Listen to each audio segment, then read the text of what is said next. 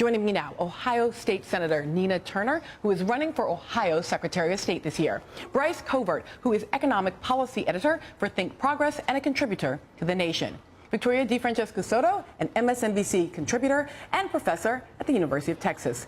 And Avik Roy, who is Senior Fellow at the Manhattan Institute and an opinion editor at Forbes. Thanks to you all for being here. Thank you. So, Victoria, I want to start with you because as we were thinking about this issue of empathy in politics, there really was sort of an outcry when Sonia Sotomayor was first put up for the court, when she talked about the wise Latina position.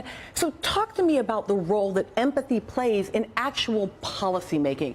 How does it lead us to good and or potentially bad policy? Well, first of all, it is like we just talked about, walking in somebody else's shoes. It allows you to think beyond your box of what are the policy options in front of me. I think, though, most interesting, the policy gap itself allows for a wedge to come in. Because what we're seeing is the Republican Party falling short on that empathy gap. So what we're instead going to see is the Democratic Party filling that gap. And in the 2014 and in the 2016 election, we're going to see Democrats use wedge politics to their benefit. We usually think of wedge politics as something Republicans do. The welfare queen, gay marriage, you name it. But this time around, and we're starting to see it, and the Republicans see it, and they're getting scared. And they're saying, we need to do something to fill that gap. But rhetoric is not policy. And yet is important, right? Yes. Right? And yet is but we need important. both. Yes. And so, let me go to you then on this, because I could imagine that that Republican lawmakers might push back and say, "Oh, Melissa, it's not that we don't have empathy; it's that you don't have empathy for taxpayers, that you don't have empathy for people who are job creators, right?" So I'm wondering, is the issue that Republicans, in fact, do not have empathy for the American people, or is it that they have empathy for other groups that maybe I have less empathy for? Well, Republicans wouldn't win elections if they had empathy for no one, right? So the issue is who you have empathy for, and I think it's important for any political movement to try to see things from the other person's point of view, from the other political movement's point of view, from the point of view of people who don't vote for you, whether you're a liberal or a conservative progressive. That's extremely important. Any successful movement will do that. But it's more than just empathy. You have to have good policy, right? Sure. Because you can have empathy for a group of people, but yet the policy proposals you recommend for that group of people don't actually make them better. Much of the 2012 election seemed like a game of who would be meanest to grandma. President Obama accused Governor Romney of planning to gut Medicare, and the Romney campaign accused the administration of already slashing Medicare. And then they promised to strengthen it. But in the end, their Medicare plans had more in common than either side would admit. And Avik, it feels to me like that's in part because the elderly are the group for which Americans overall and lawmakers who themselves tend to be older simply do have a great deal of empathy for. So Medicare is the one we don't touch.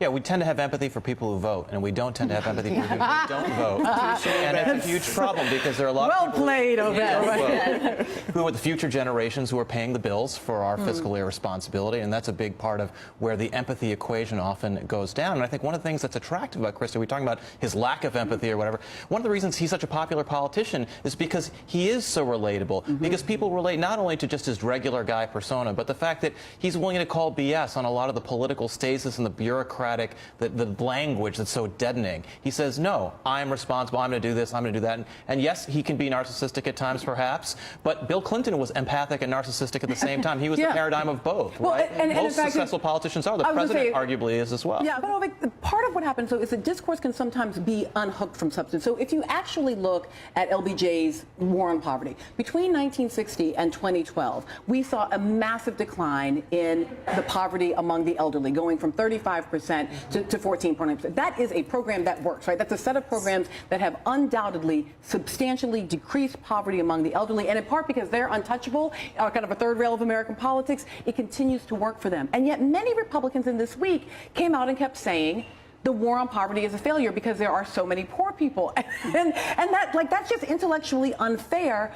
and allows a sort of heartstring pulling, oh, this is a failure, but is unhooked from the reality. Well, you know, Medicare is such a great example. When Medicare was passed, when that bill was being considered by Congress, the Congress projected that in 1990 we'd spend $10 billion a year on Medicare. We spent $110 billion a year on Medicare in 1990. So fiscally, it was a failure. And a big part of the reason why it is a failure is because it subsidizes everyone. It isn't actually redirected towards low-income people. And that entitlement and the political economy that comes from the fact that everybody gets Medicare is one of the reasons why it is untouchable and so difficult to reform. And that's straining the resources not just of Medicare, but the entire federal budget. But Avik, it is only because it is a program for all, an entitlement for all, something earned for all in that sense, that it becomes politically successful.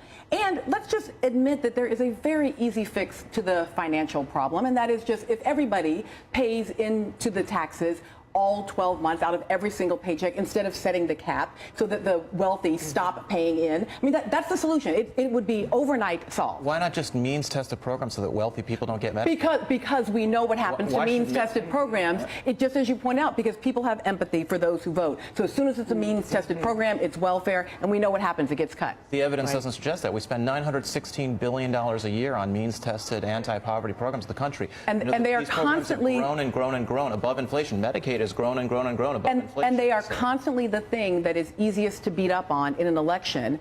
So I'll end at this point. It does feel to me like it is precisely because of a lack of empathy for those means-tested groups, for poor people, for people of color, for folks who can be easily stereotyped and set over to the side, that allows those programs then to be always sort of marginal and under potential attack.